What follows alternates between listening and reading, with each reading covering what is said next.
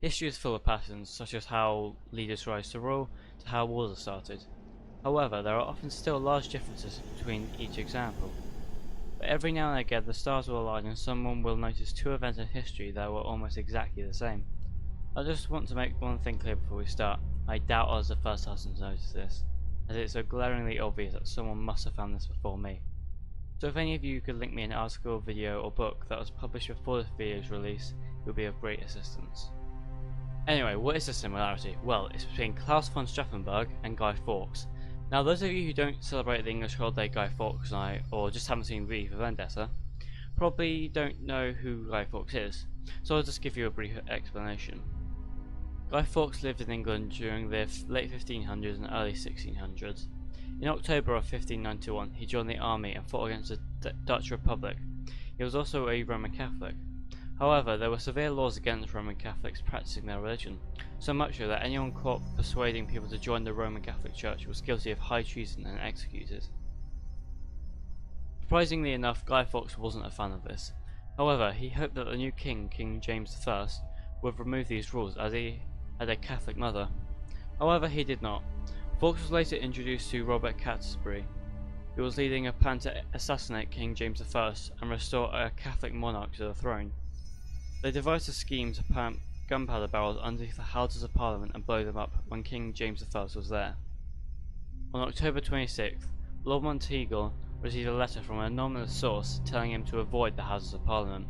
Guy Fawkes and the other conspirators were made aware of this, however they chose to ignore it as it appeared it was clearly a hoax. Monteagle's suspicion had been aroused, so the letter was shown to King James I. He ordered a search of the cellars underneath Parliament where Fawkes was found guarding the gunpowder and was arrested. Fawkes was severely tortured for 2 days until he admitted his real name, and the names of his co-conspirators. They were sentenced to have their genitals cut off and burnt before their eyes, and their bowels and heart removed.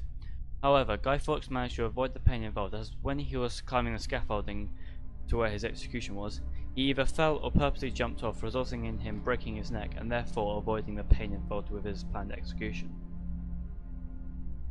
Okay, now you know about Guy Fawkes. However, unless you have gone out of your way to research him, the chances are you don't know who Klaus von Stauffenberg is. Well, I shall give you an explanation. Klaus von Stauffenberg was born on the 15th of November 1907. He was also a Catholic. As a young man he joined the Hitler Youth and was a very intelligent student. At 19 he became an officer cadet. He joined the 17th Cavalry Regiment in Bamberg in 1926. By 1930 he was a second lieutenant. He was married on September 16, 1933. His wife later explained how he gradually grew a hatred for Adolf Hitler, but kept his true feelings hidden, as people who attempted to go against Hitler were sent to concentration camps. After the outbreak of the Second World War, Klaus von Stauffenberg and his regiment took part in the attack on Poland. He became concerned about how the Poles were treated, and was urged to join the resistance against Hitler. He declined, however. In 1940 he was a member of the 6th Panzer Division that invaded France. He was a brave soldier and was awarded the Iron Cross First Class, which was the most prestigious Medal of Bravery in Germany.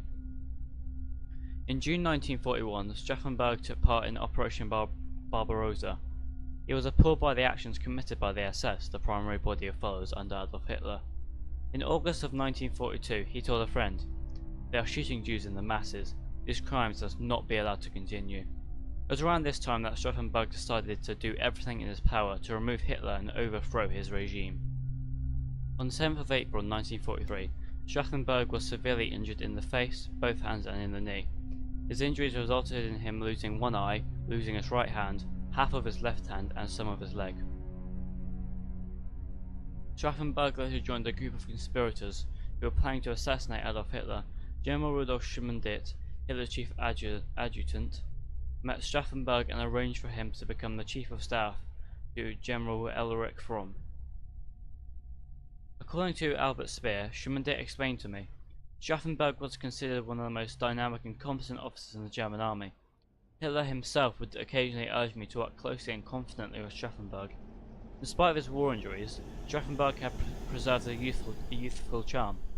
He was curiously poetic and at the same time precise, thus showing the marks and the two major seemingly incompatible educational influences upon him: The circle around the poet Stephen George and the general staff. He and I would have hit it off even without Schmidt's recommendation.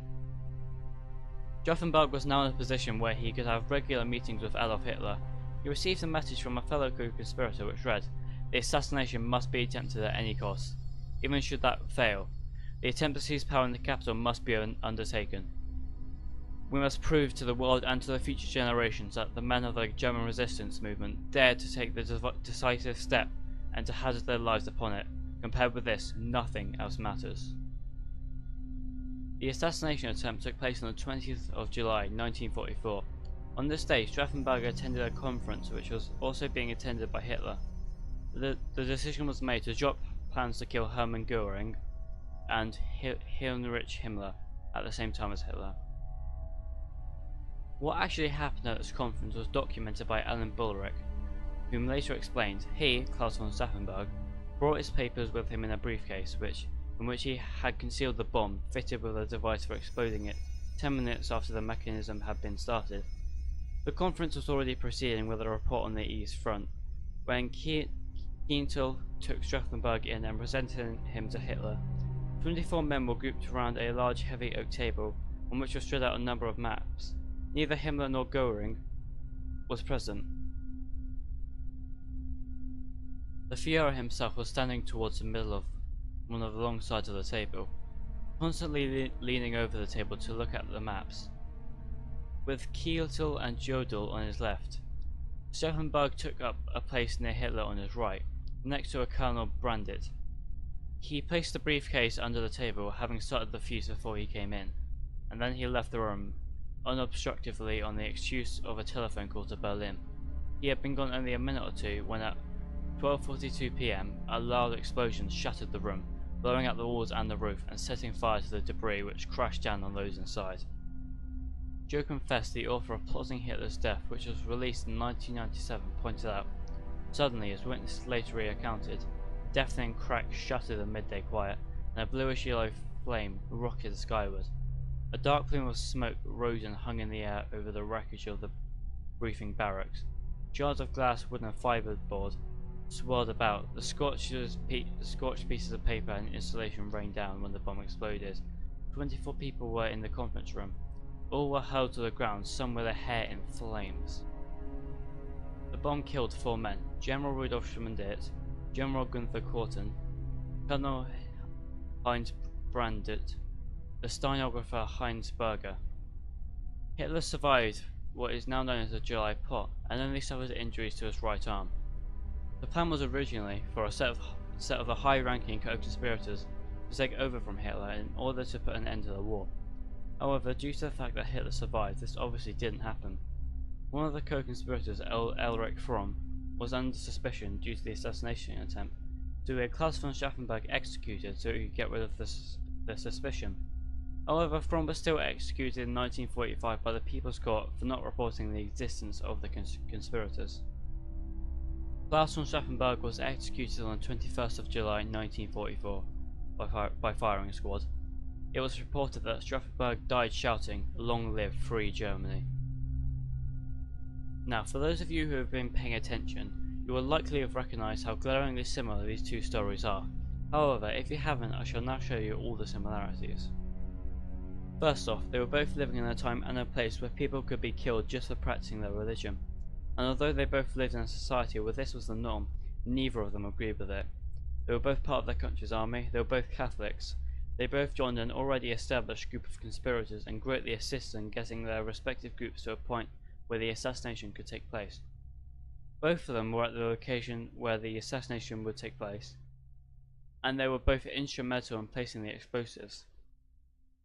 Both assassination attempts failed, and both Fawkes and Klaus were the first members of their conspirator groups to be caught and executed for their crimes. And they were both great examples of brave men giving their lives to go against the established order in their own country. Thank you all very much for watching. I hope you enjoyed the video. Please like and subscribe if you feel the channel deserves it, and I shall hopefully see you all in the next video.